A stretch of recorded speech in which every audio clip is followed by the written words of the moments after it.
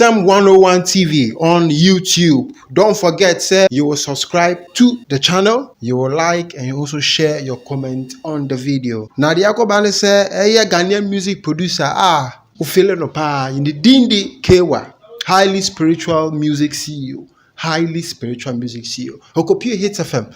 Now he went to respond to some questions by Hits FM's presenter Andy Dusty on his relationship with Lasmid, who is signed to his record label. Now, Opesotre said, "Do baby Lasmid, a friend and I'm Mark Brown. Ni A plus said, Omo embe buano no money nenka.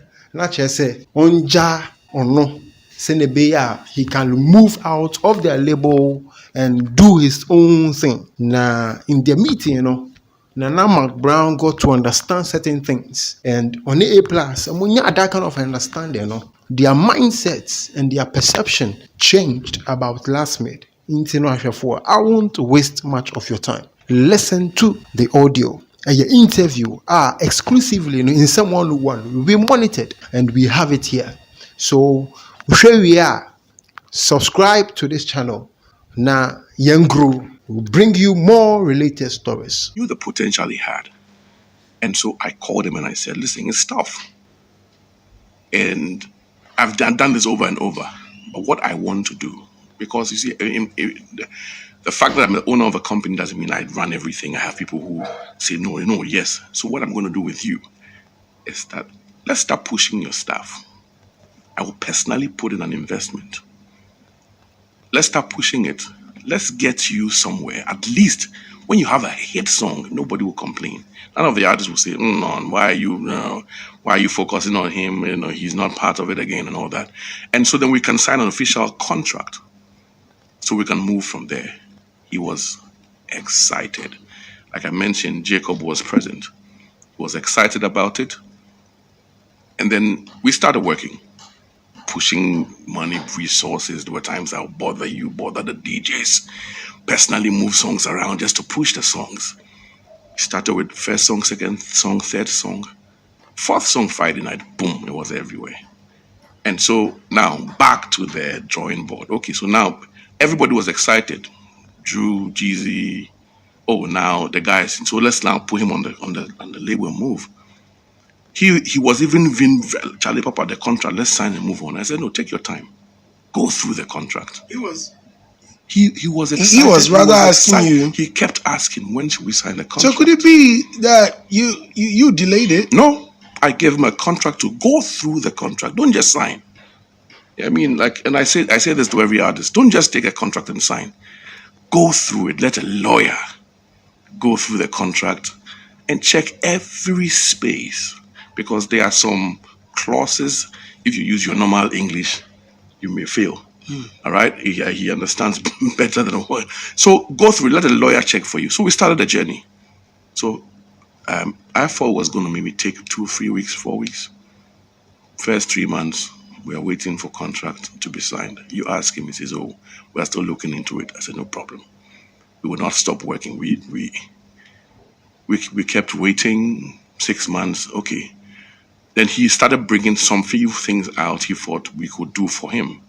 And I told the management, whatever he needs, whatever he wants, do it for him. So they took stuff out. They added stuff.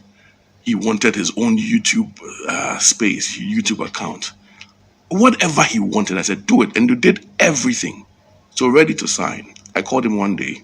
I said, oh yeah, my father even wants to be part of the signing. And so my father says, we should wait when he comes. I said, no, we'll wait. Then we released a new song because we couldn't also wait because we were running. Yes. We're still waiting. We're still waiting for father to come. Father is not coming. Suddenly he says, he has some lawyers who are still going through the contract and they'll get back to us. And I said, you have lawyers from where? I said, from US, some 2 lawyers. I said, okay. Well, that's cool. Yeah, that's cool. I mean, that's what we want. Take your time and work with the lawyers. Lawyers never showed up. And we had to release the video for running because we had shot a very good video for it. Moving forward, the next conversation I hear is that there's an email in our on highly spiritual music platform, and then I had to go through it. Then a lawyer introduces herself as Lasmid's lawyer, and she's from Nigeria, and she's gone through the contract. But there are some few things she wants to counter. I said, hey, counter again. Whatever you want to counter, go ahead and counter. Let's see what we can do. First, number one, the artist cannot sign for, like you mentioned, the macro-critical conversation. You cannot sign for 5 years. You will sign for only 2 years. And number two, per every project, you're supposed to make sure you spend an amount of $150,000. Yeah, that's what they are countering. Number three, on the digital space, the artist is entitled to 60% of whatever streams we get. 60% the artist, 40% the label. I said, hey, okay. Four. Now I'm saying it so people don't, because I've heard people, sometimes you have to let it out. Shows, I mean, that's mechanical, right? Wherever he goes, not mechanical, performance, yeah. Wherever he goes, wherever show, okay. So the label has 60%, he has 40%. I mean, there are other few things in there. I think I sent to you, which obviously. I'm even looking at your WhatsApp. No, you sent me some things. I haven't checked them out. So obviously, it was absurd. It was something we couldn't run with. So we said, listen, I mean, what you're trying to say is the obvious. And the lawyer said, yes. Well, if you can't. This is the US lawyer? No, or the Nigerian lawyer. So then, if you can't keep or do these things, then it's obvious that he is going to, what's the word? Out of the contract, Exit. Out of the deal. And we replied and said, there's nothing like a deal in the first place. He, the artist, understands that, yes, there's a verbal conversation, but we haven't signed any contract. Oh, the buyout clause is what you're talking about. Okay. So what if you feel that it can't happen? Go ahead and do whatever you want to do. Then she wrote back and said, send us whatever you have spent on him. Let us pay. Hey! I said, when you plant a corn, and it gets into the ground, when it comes or it germinates, are you going to get one corn? So I can't even quantify because we have done a lot for him. All right. However, he's not for sale. I still love him from the first day how I took him. So if you feel that you can take him to where you want to, I mean, we're fine. We release him. You can take him along. And and that's the conversation. So we had forgotten. We said, then let's quickly now look for new artists and then start again because we don't give up. Then I kept on, and I know that she understands if I mention her name. Nana McBrown. She called and said, "Oh, bro, me person be who pana, you can't see me." And I'm saying, "Oh, no, I don't know what it is, but if in whatever it is, I can show up, and I can." Nana McBrown. Yeah. So I thought it was me getting on her show, so she found a very good time to come, and when she came with A+. So I said, "Hey, what is it?"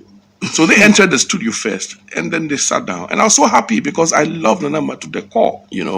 She's always been supportive and all that, A+ as well. Then I see Lasmid and his manager enter. I said, hey, wow. So you didn't know they were coming? I had no idea. So Nanama came and said, oh, Bright, we know what you've done for these young boys, especially Lasmid. We can all see. Now he wants to move on. We came to ask. I said, oh, we've done this already. Did you have to come all the way here? I said, oh, I love him. I said, I love him like you love him. So, I mean, let's move on, And so before they left, I said, okay, well, maybe I should, has he told you what transpired?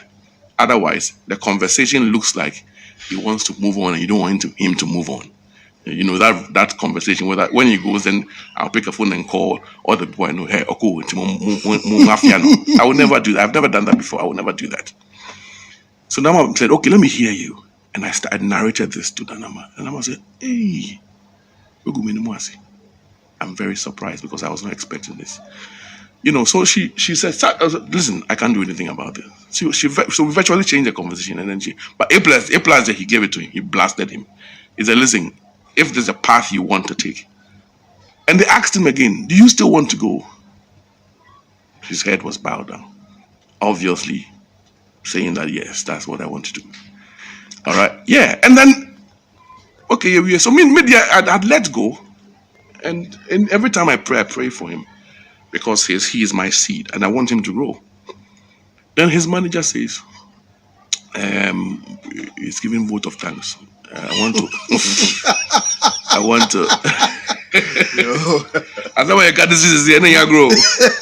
I want to thank everybody for this, because we are not able to play shows, we are not able to even do anything, but we wanted to finish this thing before we move on.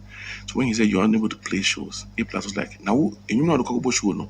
Oh dear. Have you checked where the song, who owns the song? Have you checked who owns the song? And to me, moving forward, we moved from the studio knowing that, listen, and that is how the conversation ended. Wait, so okay. Well, thank you very much for the explanation. I mean, this is the first time I am hearing this. No, I had to do that because of a lot of listeners. People come into my DMs just to insult me. Really? I got somebody who said, why are you praying against young artists who leave your label? And they don't know the inside issues.